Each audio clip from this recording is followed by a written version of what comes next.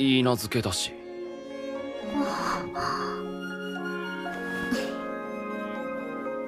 そっか。エリカちゃん、気を使ってくれてたんだ。みたいですね。So I don't want to utter the words too little too late. If you've been frequenting the channel for a couple of cuckoos, then you know I've been struggling really hard on how to remain positive, remain uncritical of the anime. And the reality is the second core, like after episode 13, the anime just completely went downhill because I feel like it just lost its purpose. It lost its trajectory.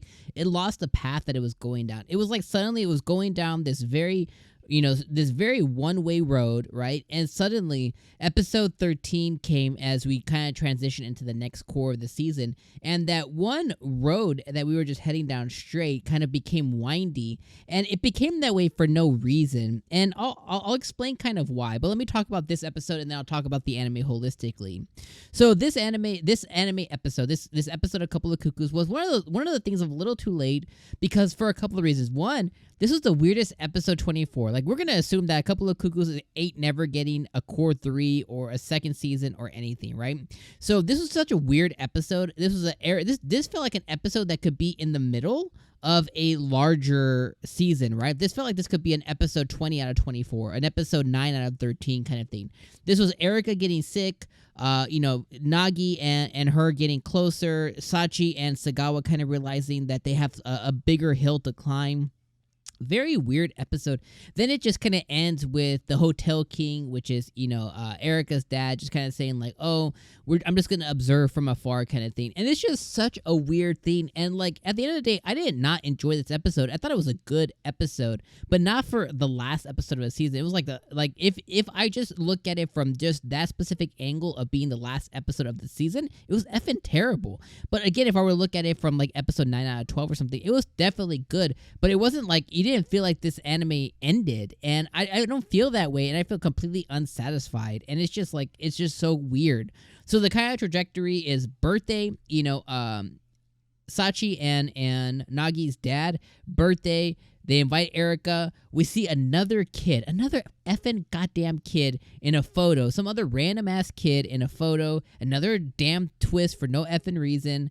We see that the dad was 36, right? Inside of my jelly, inside of my soul. I think a little part of me died because the dad's only 36 years old. I'm close to that. I'm not that far off from that. So I felt like they called this dude super old. So a little piece of me died today. I gotta let you guys know that. We found out that Nagi's dad and his mom got married right when she got pregnant. Cool, no problem.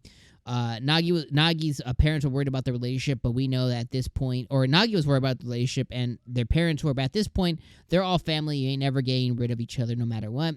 Then we got into Erika getting sick, and Nagi ended up taking care of her. Then we got the scene, and that's pretty much what happened. And Sachi goes and basically updates the Hotel King on here's the happenings. So overall, episode was good. Sagawa wanted to give her sake, Sachi wanted to take her a bath, Nagi taking care of her. The episode was good, but you have to think about it from this in the forefront of this is the last episode of the season, and on top of everything else, you also have these other unneeded twists, right? There's a mysterious brother who may be imaginary, might be real, might be dead out there. You have some other kid in this picture now all of a sudden. Who's this kid? Was that Erika when she was younger? What the hell happened there? What's the deal with that? You know what I mean? And what's the need to constantly keep introducing these twists and turns? Like, this episode was a good example of a love story between two people who were switched at birth, who basically happened to come upon one another, right? They basically, by accident, came to meet one another. Now, the problem with the bigger problem with that encounter is, at this point, we know Erika knew who he was because he looks exactly identical to her effing goddamn brother. So it's like even that accidental meeting of them is completely undisposed and it's completely rudimentary because Erika knew already. So it wasn't even accidental in that form. She knew who he was. So their whole surprise meeting at the dinner, you have to take that with a grain of salt because Erika already knew that this dude was the same, like this was the dude. It's just frustrating. Like this anime had such potential. It had the ability to be something special, right? And I think, if we look at this episode, this was a good showing of what the anime could be, of just a cool meeting between them, a couple of girls kind of getting in the way of their love, ultimately Nagi waking up to the fact that, even though this was arranged, this is somebody I truly want to be with because I understand her, right? And then from Erica's point of view, it's like, oh, there's someone I want to be with because he understands me. Like, we get each other. They complement each other so well. So this could be a really cool, rom-com of two people swapped at birth, falling in love naturally, but also, being forced to do it, but allowed the autonomy to be able to fall in love naturally, make that decision themselves. This could have been so cool. And then you have Sachi and Sagawa that kind of just get thrown in the mix, to kind of, throw our main character Nagi kind of up a little bit, but ultimately he decides to choose what his heart wants. And, when he closes his eyes, instead of seeing three of them, he only sees Erica. It could be so cool to have this theme, but instead they have to throw these twists and turns and brothers and mothers and fathers and sisters and cousins and all these other kids into the mix for no effing reason. And that just ruined the whole entire goddamn anime for me. So overall, this is like a 5 out of 10, anime. I think this, I would say, it may not even be that harsh. Let's call it 6 out of 10, 5.86. It's between a 5 and a 6 for me overall at the end of it. And it sucks because we had 24 episodes, and 24 episodes is not something we're granted very often. But I'm going to leave you guys on those thoughts there. A couple of Cuckoos did not have a fun ride.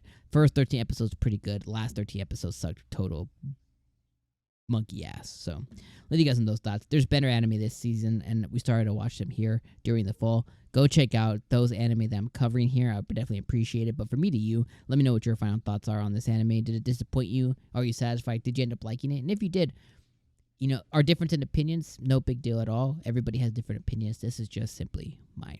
All right, I appreciate you very much for still sticking around this time. Of course, as always, like the video before you guys dip out. I'll see you guys in the fall season. Peace, my friends.